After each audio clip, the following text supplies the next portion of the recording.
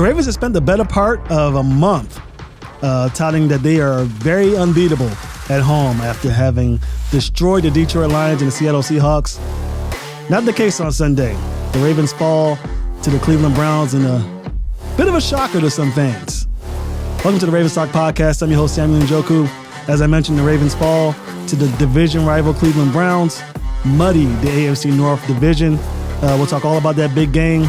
Talk about what's coming up on Thursday. We got the Cincinnati Bengals coming to town to almost finish off that division road, I guess, home streak, if you will, in the AFC. We'll talk all about that. We'll have Jason Garrison, who's a writer for the Cincy Jungle via SB Nation, come on the show and talk to us about what he expects to happen in that huge AFC North matchup coming up on Thursday. But first, the Ravens fall. The Ravens lose to the Browns. And a lot of fans are a bit shocked. A lot of fans are a bit upset. But if you paid attention to the podcast, I mentioned it. It was going to be close. DTR wasn't going to be at the helm. It was going to be Deshaun Watson. The Ravens had their work cut out for them. Trust me. I mean, the Browns had just beat the Arizona Cardinals last week, shut them out. So you knew the type of defense that was going to come into Baltimore. It was going to be a fight. It was going to be a dogfight. It was going to be a battle. And it was. But things didn't go quite the way Ravens fans had hoped. And before we get started talking about the game and analyzing what went down on Sunday, let's really sit back and talk a little bit about what's been the narrative that's been pushed around since that game ended. There's some people out there, fans, pundits, analysts, writers, who believe that the Ravens team, they're not to be trusted. That this game proves that anything can happen with this team, no matter how talented, no matter what they've shown on the field these past 10 games. I don't trust the Ravens. That's the narrative. That's what people are pushing. I couldn't disagree more. Now, we're going to talk about the loss and my thoughts about why the Ravens ended up losing to the Browns. But before we get to that, let's just talk about the season as a whole so far. The Ravens are 10 games in.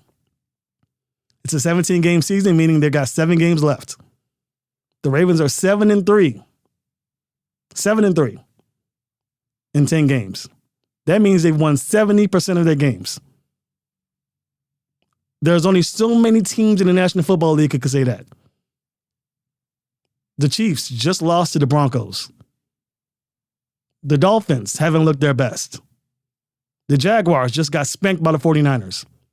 The Bengals, who we'll see here on Thursday, just lost to the Houston Texans, a team that the Ravens beat in week 1. Are they not to be trusted? Should fans be concerned about those teams as well? Because those teams that I listed, those are all the AFC teams. Am I missing any team that could possibly be in line to win the Super Bowl? Those are the teams that are going to be potentially playing in Las Vegas in February. Each of them losing games that they really shouldn't have, albeit the Jaguars. I mean, the 49ers beat the crap out of them, but I think that was to be expected. I think with the addition of Chase Young, the 49ers team was rolling. I'd give them some slack. But to that point, these teams are losing games, just like the Ravens. Did any of them lose by 2 points against the number 1 defense in the National Football League? No. Did any of those teams lose against a team that was fighting to make a name for themselves? Maybe the Texans against the Bengals, but for the most part, no.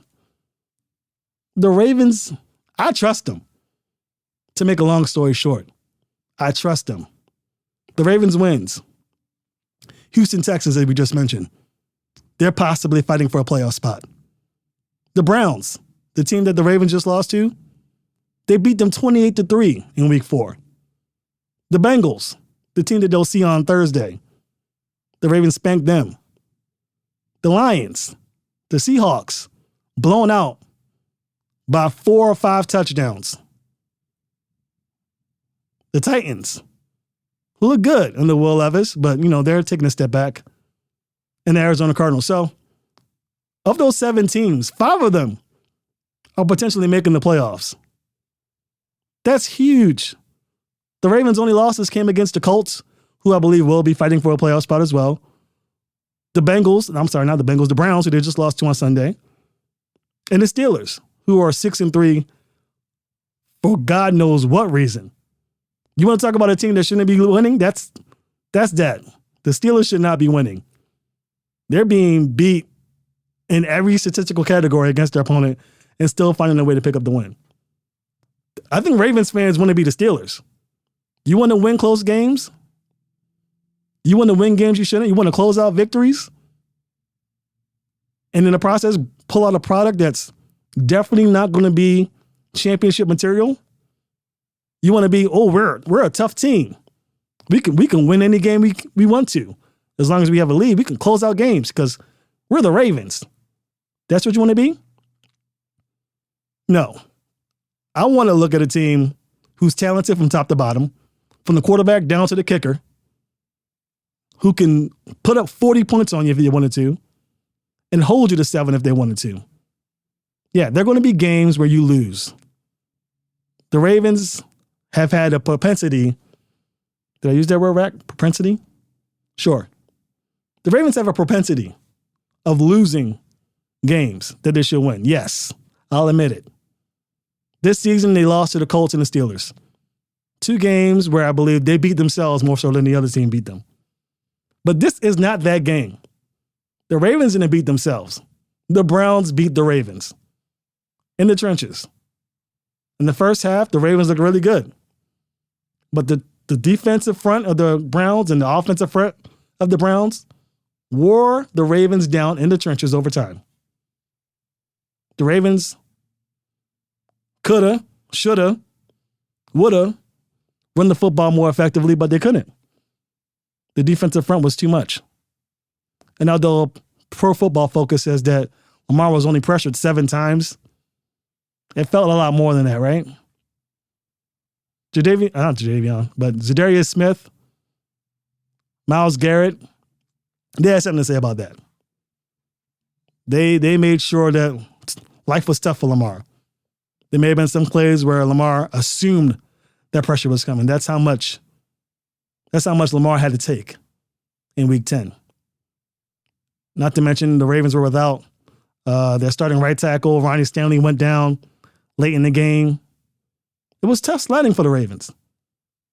So this narrative that the Ravens are not to be trusted, that they can't win close games, that they can't close out games, it's ludicrous. Why? The Ravens just beat the Bengals recently in a close game. The Cardinals was a game that could have went the wrong way if the Ravens didn't close things out. So what are we talking about here? Take the loss. There are things that the Ravens could have done better, yes.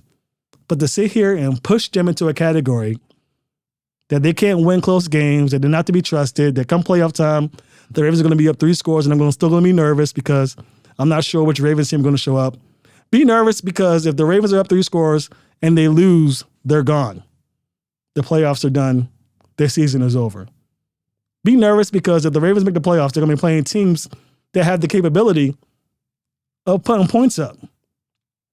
The Chiefs, the Dolphins, the Browns that you saw, they're good teams. They're all capable of putting points on the scoreboard no matter what defense you have. It's an offensive league. Yeah, you're going to want the Ravens to shut teams down, hold them to 3 points, hold them to 7 points. That's not reality against these playoff teams. So I think Ravens fans need to take a step back, relax, breathe, be disappointed, but don't be stupid. The Ravens are going to be just fine.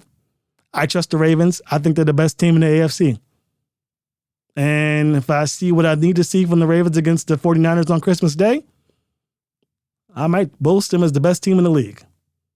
But I'm not going to sit here and judge the Ravens because they lost by 2 points against a division opponent who had a lot to prove. I'm not doing it.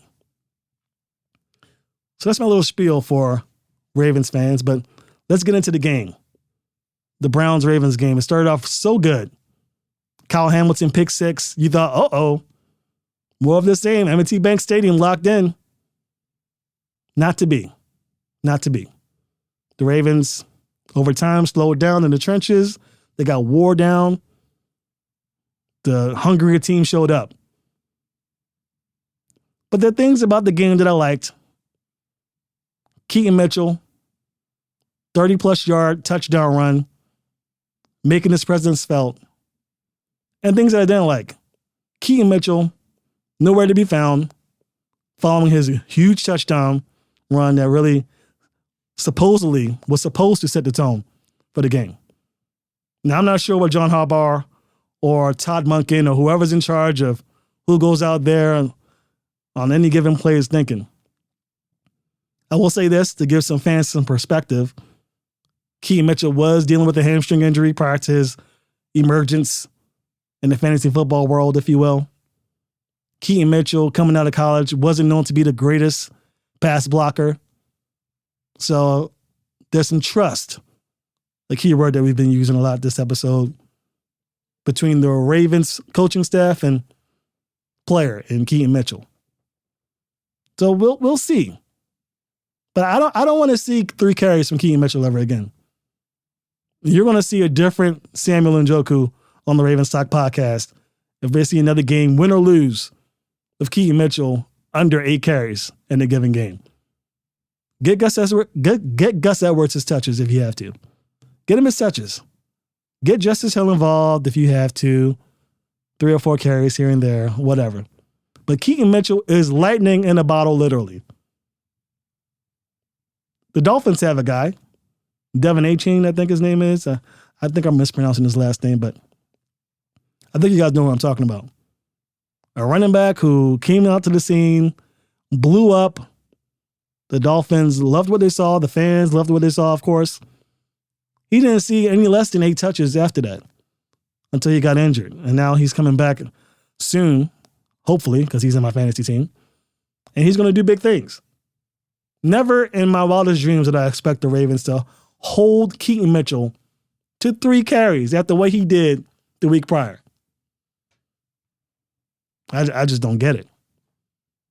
And I'm sure that's not the main reason why the Ravens lost. In fact, I don't think that's the main reason at all. But it's a reason. Go with the hot hand. Isn't that what the Ravens have been about forever? Isn't that why J.K. Dobbins didn't get his touches? It's more of the same, I feel like. If you want to complain about some Ravens fans, this is it. This is it. Keaton Mitchell better not, I'm using my Baltimore slang, better not come into week 11 and onward with less than 8 carries ever again. That's dead.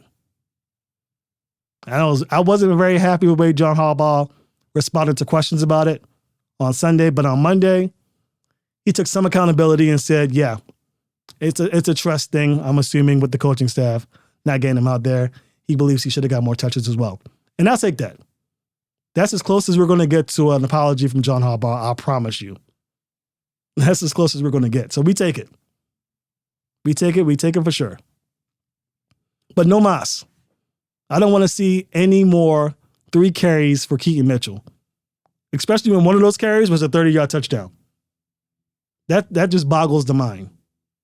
As a head coach, I'm pretty sure John Harbaugh isn't really responsible about who's out there and who's not. I'm pretty sure he delegates that task, but as a head coach, you have to be aware about who's out there. And I think that Keaton Mitchell only had like 9 snaps in the game. If he's going to be there for 9 snaps, he better carry it 9 times. If that's all you want from him. I don't want to see it anymore. It was so infuriating. Even when the Ravens had the lead. At halftime, he had 2 carries. And I was like, someone get this guy on the phone. He needs more touches. And when the Ravens started losing grip on the lead, when the Ravens started losing grip on momentum, you only give him 1 carry? Lord help me. That was so dumb. Dumb. But we move on. There were some injuries in that game that were not great. Marlon Humphrey was out there. Many fans, including myself, I was a little skeptical about having him out there, considering that the Ravens are going to be playing the Bengals on a short week. And for all things considered, the Bengals do have a better passing attack than the Browns. But he was out there, and he was effective until he wasn't out there. He got injured. He grabbed his ankle. There was speculation because it was a non-contact injury that he had ruptured his Achilles. A lot of Twitter doctors out there, a lot of social media doc experts predicting that he ruptured his Achilles. No. The Ravens are calling it a calf injury. Looks like he's going to be day-to-day, which means he's really week-to-week. He'll be back. That's the good news. He'll be back, and they'll need him for the playoffs. You notice the Ravens defense was completely different without number 44 out there. Shout outs to his podcast, Punchline Podcast, with Jack Soderman. Pretty good show. But man, what a scare for Ravens fans. After losing that game in that type of manner, to find out that your best corner may not be there for the rest of the season was a bit of a freak show. But he'll be out there. Ronnie Stanley, another guy, got his ankle rolled up on, a guy who seems to always find himself injured. You know, I mentioned on the podcast, I really don't go with the injury-prone route. It's a physical sport. People are going to roll on your ankle. You're going to get hurt sometimes. It happens. But man, this man finds his way into the injury report like flies on shit, if I'm being honest. I mean, good Lord. But he has a knee injury. It looks like he'll also be day-to-day per Harbaugh. I'm not so sure about him. We'll see. Hopefully he's back for the season. When he's been out there, he hasn't been consistent. When he's consistent, he's one of the most effective pass blockers in the NFL. When he's not consistent, he's a liability. We've seen a couple of strip sack fumbles because premier pass rushers got to the quarterback and broke things up before Lamar Jackson had a chance to make a play. But make no mistake about it, the Ravens don't have a better left tackle than Ronnie Stanley out there. So lots and lots of things to be concerned about on that front. The Bengals don't really have the pass rush that the Browns have, so don't expect too much in terms of disruption. But definitely a minus sign on the effectiveness of the offensive attack because of the loss of Ronnie Stanley for could be a few games. Now, the good news is the Ravens play one game in 23 games and one game in 23 days, I should say, after their game against the Cincinnati Bengals. So there's a good chance that the Ravens could be at full strength when they return following that Chargers game. We'll see. They get like 2 byes. Good time to get healthy. The Ravens kind of like it like this. So we'll see. We'll see what the Ravens can come up with. The Ravens, of course, have a Week 13 bye. They play the Chargers on the 26th after this Thursday game. We'll see. Good time to have a bye. But more about this game. You know, I'm trying my best to make heads or tails of it, to be honest with you. You guys heard me last week. I told you guys I expected the Ravens to win, but I knew it was going to be close. So there's some forgiveness on my part with some of the things I saw. The national media's, they're back to their old tricks. Can Lamar Jackson be trusted? His turnovers are an issue, yada, yada, yada. Quarterbacks throw picks. Quarterbacks fumble. Maybe not to the rate of Lamar Jackson. I will say that Lamar Jackson does have a fumbling problem, albeit some of that is because of exchanges between the running back or, pass rush coming unexpectedly, but some of that has to fall on Lamar, right? I mean, we can't just absolve him of blame because he's a Baltimore quarterback, but quarterbacks turn the ball over as much as anybody. I'm not going to sit here and crucify Lamar Jackson for the game he had. Was it a great game? No. But the same could be said for a lot of people. So we'll see how Lamar Jackson responds. And it's really why I haven't pushed the agenda of, the Ravens are in trouble, because I really want to see what they do this week. And we'll talk about that in a little bit, why I believe Thursday will be a great litmus test for me. And it should be a litmus test for the rest of the NFL fans and analysts alike about the way this Ravens team is going to move forward in 2023. When we come back, we'll have Jason Garrison on. He's the writer for Cincy Jungle via SB Nation. He'll talk about his Bengals. They just had a tough loss to the Texans. Somebody's going to bounce back with a win, and somebody's going to lose their second straight game. Tough as the AFC North. We'll be back soon on the Ravens Talk podcast. Welcome back to the Ravens Talk Podcast. As I mentioned earlier, we have with us Jason Garrison, who's the writer for Cincy Jungle via SB Nation. Welcome to the podcast, man. Thank you for having me. Yeah, it's been a tough 24 hours for Ravens and Bengals fans. Both teams lose, and we're heading into Thursday on a short week, and one of these teams are going to bounce back, and the other one's going to start a losing streak. It's been a tough 24 hours. It was knowing how important the Ravens game was on Thursday Night Football coming into the Texans game. It seemed like a trap game, and I'm not saying that's what it was because the Texans are going to be good. But yeah, it was tough. It's been tough to swallow. Yeah, and the Bengals come in. They started off slow, they usually do, and they finally pick things up like they often do. And the Bengals had a great shot to close the gap like the Browns did. Unfortunately, they fall short, but they have a great opportunity this Thursday to pick up the win. Do you have any sense of what the Bengals, I should say, are thinking as far as game planning is concerned going into this game? Because the Ravens, notorious for having a great defense, just gave up 33 points against the Cleveland Browns team, who I believe has an inferior offense as opposed to the Cincinnati Bengals. Yeah, the offense hasn't been consistent. But so the game plan, as far as I'm concerned, should be consistency. And that's just, not that Joe Burrow was bad on Sunday, but it's not consistent football. They'll go on a drive where they look like they did over the last couple of years, going to the AFC Championship game and the Super Bowl. Mm-hmm. And then they'll have 3 or 4 drives where they look like trash. Like they punted 5 consecutive drives against the Texans.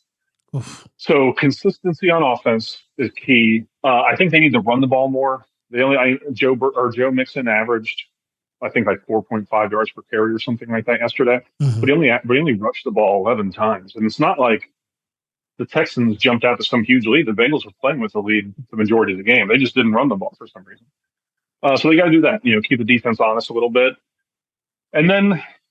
The bad thing is defense. Trey Hendrickson, the Bengals' premier pass rusher, he's not going to be playing. He hyperextended his knee at the very end of the game against the Texans. And when I say he's not going to be playing, that's an assumption for me. Mm-hmm. I don't think he'll be playing. They're saying it's day by day, but I think that's coach speak for I don't think he'll be playing. Just unfortunately, it's a quick turnaround. Sam Hubbard, the other defensive end, has already been rolled out, I think.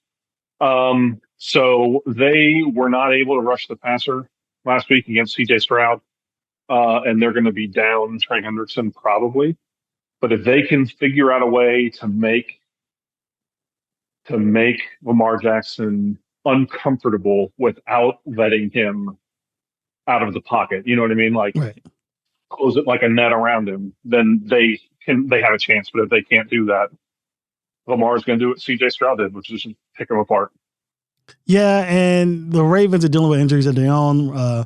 I'm not sure if you know, but Ronnie Stanley, their starting left tackle, got his ankle rolled up on his knee, I should say. So he's likely not playing in this game.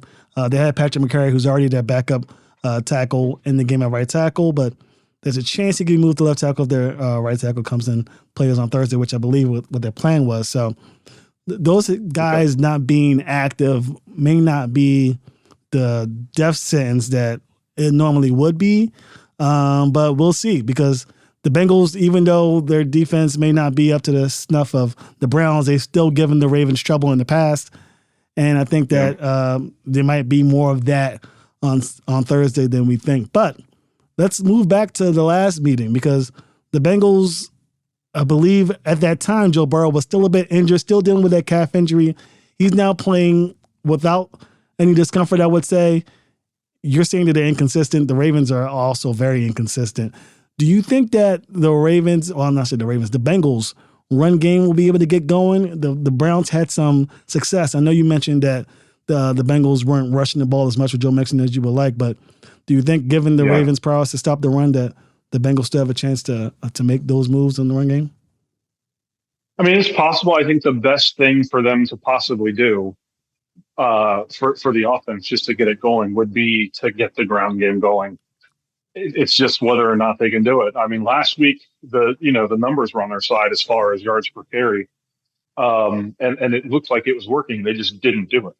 Right. So it's just going to be whether or not they are willing to try or not. Because obviously, right now, it's what they're doing doesn't work all the time. I hope it does. I don't know. I mean, you said the Browns kind of got it going, but that's the Browns thing. That's a power running football team. That's true. I just don't know. I don't know. I hope they can, but I'm not going to hold my breath because part of me thinks that it hasn't really worked very well for them in the past, and the other part of me thinks they just don't want to do it anyway. Yeah, and it's hard to blame the Bengals sometimes for the lack of willingness to run the ball when they have those stud receivers. I'll tell you right now, The Ravens fans are terrified, whether they like to admit it or not, of Jamar Chase, Tyler Boyd, and T. Higgins. I know T. Higgins is possibly not playing or probably won't be playing on Thursday, but they have huge weapons on the outside. Jamar Chase is notoriously giving Ravens fans and the players alike fits. How would you assess his connection with Joe Burrow this season? It looks like they're getting things going. I think I saw a play where Jamar Chase caught an 80-yard touchdown pass. Yeah. Oh, yeah. Yeah, it's insane. Jamar Chase came into this game hobble. I mean, he hurt his back at the very end of the Bills game. He came in less than 100%. He still had 125 yards and a touchdown. And it was kind of a light day for him. What he and Joe Burrow, when it comes to like their wavelength and the way that they think and stuff like that, it's almost like they use the same brain. I mean, it's nuts. Even when Joe Burrow cannot connect with anybody else, as was the case early in the season with T. Higgins, he and Jamar have always been fine. So, and it isn't just, I mean, Jamar has given the Ravens fit. It isn't just Jamar. AJ Green gave the Ravens fits for years until he left and Jamar came in. But, the Ravens and the Bengals are familiar with each other. They play each other, 3 times last year, twice so far this year. It's one of those things. I'm kind of expecting this game based on the injuries and stuff like that to be just a ugly, low scoring. Whoever screws up the most loses. You know what I mean? Yeah. Yeah. And you're right. AJ Green went crazy on the Ravens a couple of times, cost them a playoff spot. Once I remember it's tough, but just you mentioning the chemistry that Jamar Chase and Joe Burrow has, I'm sure it gives Ravens fans all types of jealousy because the Ravens have been clamoring for something like that on their side of the ball for years. But it's definitely cool to watch. As a fan of football, I love watching those two play because it just seems like they're always in sync, and that could cause the Ravens some trouble down the line. So you mentioned it. You mentioned that you think it's going to be an ugly game potentially. Are there like 1 or 2 keys in this game that you're looking out for, even though it's a Thursday night game on a short week? Yeah, I think the big thing anytime you're going to play the Ravens is you have to figure out what you're going to do with Lamar Jackson. If you just send a ton of pressure out of him and he's able to escape the pocket, he'll kill you. If you let him sit there and just play pitch and catch with receivers, he'll kill you. So you got to be able to rush the passer, but like in a controlled way. So if they can do that and keep him in the pocket, but still make him uncomfortable where he can't escape and design coverages, I think that they can make it a low enough score game where the Bengals the Bengals offense is capable of putting up however many points they want to score. It just depends on what version decides to show up on Thursday. So if they can put up, 24, I think they can win with a great defensive performance. But there's a lot of injuries going on. So I don't know what's going to happen. I really don't. Yeah, and I agree with you. I think the Bengals had the potential to put up as many points as they need to, want to, have to. It's gotten them pretty far in the playoffs the last couple of years, and if the Ravens aren't careful, it could be trouble for them again this season. Well, Thank you so much, Jason, for joining us, and getting you on a short week. I appreciate you joining us. Let the folks know at home where they can find your stuff. Yeah, I am one of the writers on CincyJungle.com, which is SB Nation's Cincinnati Bengals site. And then I'm the one of the hosts for 3 and Out, which is a show on the Orange and Black Insider on YouTube and anywhere you can find podcasts. So. That's awesome. I appreciate it. I love listening to AFC North podcast because it gives me a good idea of where their head's at going into the season. And this is I hear you. The big season where this division is loaded. All 4 teams could possibly make it to the Super Bowl. Maybe not the Steelers, but definitely the Browns, Bengals, and Ravens could possibly make it to the Super Bowl for sure. Thanks. And let me say this about this game in particular, with both coming off a loss. And I know that the Ravens are 7-3, is that right? 7-3? 7-3. You got major upper leg. Obviously, the Bengals still control their own destiny. They only have 4 losses. If they win out, they'll probably win the division. Same for the Ravens. But I just get the sense that this game right here is going to be when the final week is done, when week 18 is over. I have a feeling that this game right here is going to be very important for both teams. I agree completely. In fact, I'm very surprised this wasn't the last game of the season that it has been, because oftentimes that's been the case. But thanks for joining us. I'm kind of surprised I'm not surprised it's a primetime game, but I don't like the fact that a game this important is on a short week. Yeah, I think everybody will agree with you on that.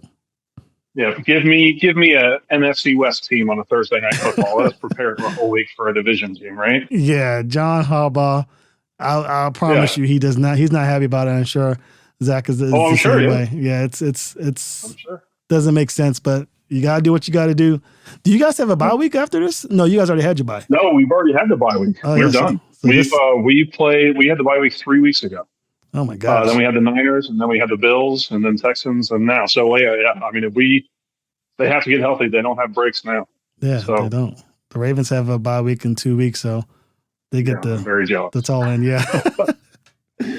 Very jealous. Right. No, it's this is going to be a huge game. It's the big game. If the Bengals win, I have this sense that this will be the thing that the motivation. They were 5-4 the last 2 years, and then went on at this point in the season. They got hot, went on a big tear, and took them to the Super Bowl and the AFC Championship game. I didn't even realize that you guys were 5-4 last year. 5-4 last year and the year before that. So whether that happens again remains to be seen.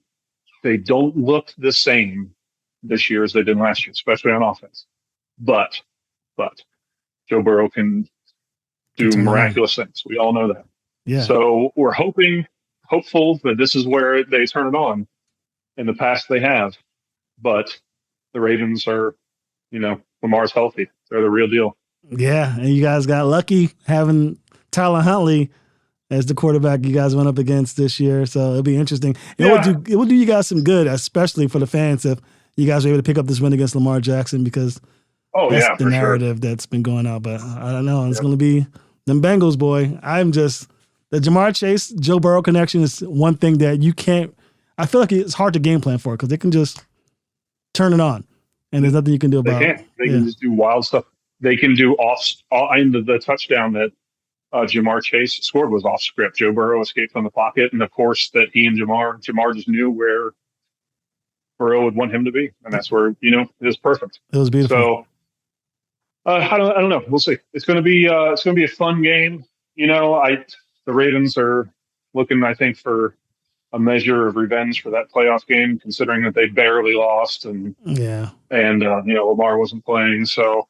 And the Bengals' backs are against the wall right now. I feel right now that this game is one of those things where it's a do or die. If they get down to 500, I think the AFC North window is closed for them. And I think that they'll have a hard time pushing for a wild card spot. I do. And I feel like you guys have the I would say the hardest strength of schedule moving forward. Second toughest schedule. Yeah. Second toughest schedule moving forward. So we still have the Steelers twice, the Browns once, the Ravens obviously on Thursday Night Football. We still have the Chiefs. We still have the Jaguars on the road. I think we have the Colts. I feel like I'm missing one, but either way, that's a tough schedule. That's crazy. All of those right there. Yeah. Oh my god. Everyone there except for one of them, I think, is a winning team. Yeah. So if they get back to the Super Bowl this year, even back to the AFC Championship, it's not because they didn't earn it. I'm about to say they definitely earned it if they make it. Yeah. So right now, the Bengals, to me at least, they feel like a volcano. And Thursday, Thursday is when we're going to find out if they're going to erupt or if they're going to wait till next year. That's how I feel. Wow. So this is a big game. Okay. Well, you set the tone. Big game in my mind. Yeah, big game in my mind. I appreciate it. Well, thanks for joining us again. I'll be sure to listen to your stuff this week because I want to get all the information I can. And going into this game, it seems like this is going to be a do or die. I appreciate it. Thanks for joining us, Jason. When we get back, we'll have our closing thoughts. We'll have our predictions for what's going to happen in week 11 on a Thursday night football game that has huge playoff implications. This is the Ravens Talk Podcast. Welcome back to the Ravens Talk Podcast. That was Jason Garrison. He's the writer for Cincy Jungle via SB Nation, and he definitely set the tone for this game. I mean, I'll admit, I wasn't thinking to that extent, but that's just because the Ravens are at the top of the division. The Bengals are at the bottom, and they're clawing, fighting to stay relevant in that division.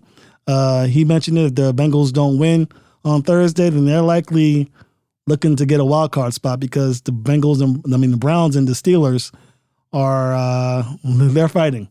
They're at 3 losses, and he thinks it's going to be tough. I don't think so for the Bengals. I'm very high on the Joe Burrow connection. I think that the Browns have made themselves relevant as the number 2 team in the division. And Browns fans probably will say they're the number 1 because they beat the best team, but that's not how things work. The Ravens are still number 1. But I think the Bengals, if they can get their act together, they're getting the benefit of the doubt because of what we've seen the last 2 seasons, and there hasn't been much drop-off in talent since that championship run that fell short a couple of years ago. So I'm not 100% certain that the Bengals are going to be out of the playoffs or out of the mix for the division if they lose this game. It's going to be tough, for sure, if they do lose. But I'm not ready to count the Bengals completely out. I'm ready to count the Steelers out. And we'll get to that in January when the Ravens go up against them. There's no way that can last with the Steelers. There's no way. They're an inferior team in every sense of the word, except they have a great defense and a phenomenal head coach. That's it. Their quarterback stinks. Their offense stinks. Their fans stink. Had to throw a little jab out there. But for the most part, they're not going to be in the thick of things when the playoffs come around. I think the Ravens, Browns, and Bengals are going to be it. When the season first started, I did say the Steelers were going to be number 2, but their offense has shown me nothing to believe that's the case, really, moving forward as we are in week 11 of the season. Yes, they're 6-3. I don't buy them. I do buy the Bengals. But let's talk about it. We talked about it with Jason. What I think is going to happen? The Ravens have to bounce back. The Bengals don't have the pass rush or the front 7 of the Browns. They just don't. The Ravens are going to be without Ronnie Stanley. Now, I'm just going to, surprise, he's not playing. They did a walkthrough on Monday. He didn't practice. Neither did Marlon Humphrey, so I don't expect those 2 to play. So I believe Patrick McCarr is going to be moved to the left tackle spot, and they'll take it from there. But Jason already said their pass rushers aren't going to play on Thursday. It's a short week. They have to travel to Baltimore. The Bengals have Joe Burrow and Jamar Chase. And you heard me. I'm beaming when it comes to those 2. I'm very bullish on Jamar Chase and Joe Burrow. They have a connection which I am so jealous of. I wish the Ravens had some semblance of that in their entire history. They don't. They may one day. They kind of had it with Marquise Brown and Lamar Jackson early on, but the offensive attack didn't dictate them to have an explosive game as the Bengals have had with their philosophy. So that's a wait-and-see approach for Ravens fans. Maybe one day we'll have it. Maybe one day we won't. Who knows? I'm not holding my breath on that, but that's the dangerous part of the Bengals. They have Joe Burrow. They have Jamar Chase. They have Tyler Boyd. They have Joe Mixon in the backfield. But their defense doesn't scare me. It shouldn't scare the Ravens. So what do I think is going to happen with the Bengals? Well, this leads me back to what I said earlier in the show. Are the Ravens to be trusted? Can the Ravens win games close? We're not going to find out this week, folks. I've teased it on my social media. I kind of teased it with my interview with Jason. Jason thinks it's going to be a close game because of the injuries. I'm predicting blowout. I'm predicting a blowout. I just don't think the Bengals have the team to match up with the Ravens. I mentioned it last week, folks. The Browns match up very well against the Ravens. They have the defensive front. They have a quarterback who can extend plays with his legs. move. I mean, he's a Walmart version of Lamar Jackson. That's not a diss on Deshaun Watson. That's just how excellent Lamar is as a runner of the football. But Deshaun has the ability to extend plays with his legs. And that's frustrating for defenses. That's why even though the Browns are the number one defense, the Ravens still put up 31 points. Yeah, you could say that one of it came from a pick six and another score came from a muffed James Prochet punt. But we're talking ifs, ands, or buts. Is that what we're doing? Are we fighting the notion that the Ravens have a bad offense because the special teams and defense made plays? No. The Ravens were able to have success against the number one Browns defense because Lamar Jackson is special. And so Deshaun Watson gets some credit because he was able to do things against the Ravens defense that no team has been able to do this season.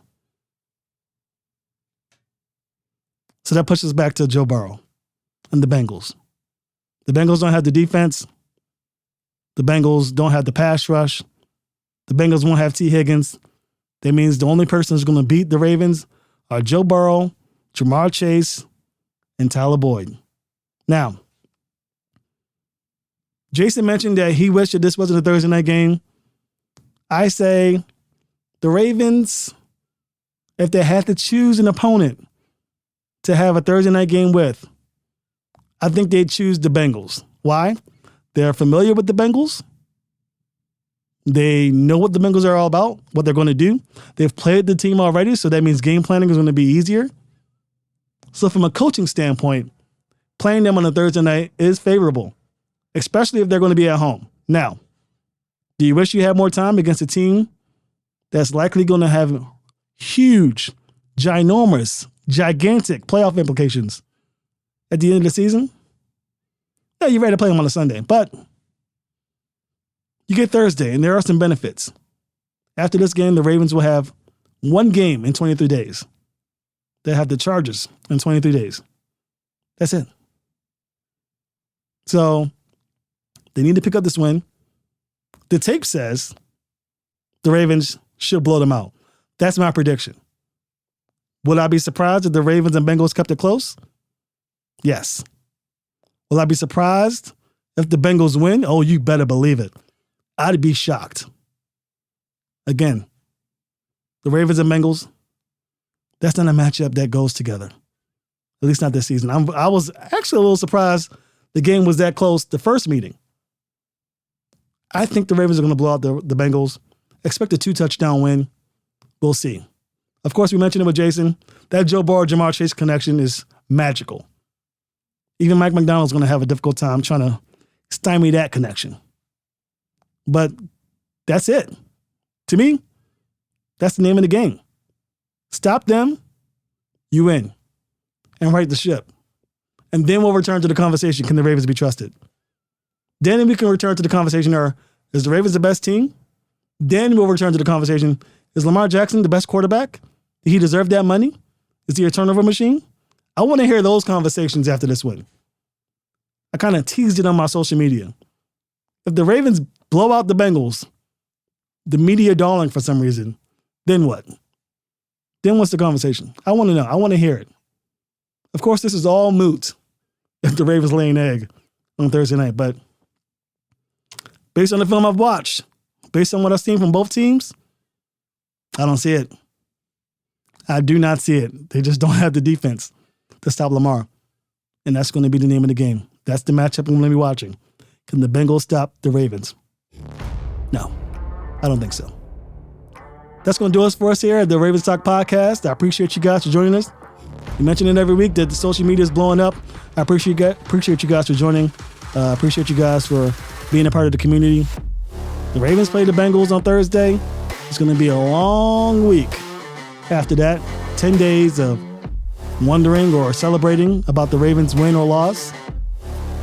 And then we move on to Los Angeles. But Ravens are going to have to get their act together in a hurry against another Ohio team. Again, thanks again for joining us on the Ravens Talk Podcast. I'll see you next week.